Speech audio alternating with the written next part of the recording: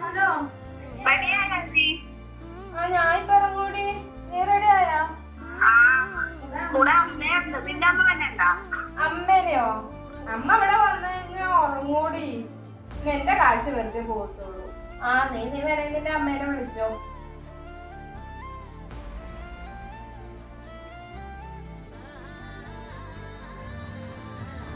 അമ്മേന്റെ ഷൂ എന്തേ? ഷൂ ഒക്കെ ഇവിടെ കളി വെച്ചേക്കണേ. അപ്പൊ ഞാനിപ്പോ എങ്ങനെ പോകും? അത് ആൾക്ക് ഉണ്ടായത് കൊണ്ടല്ല ഞാൻ കളി വെച്ചത്. എടി ഞാൻ വന്നില്ലടി. എന്റെ ഷൂ മൊത്തം അമ്മ കഴുകി വെച്ചേക്കണേ. എനിക്ക് ഇടാനാണെങ്കിൽ ഒരു സാധനവും ഇല്ല. നീ പോ.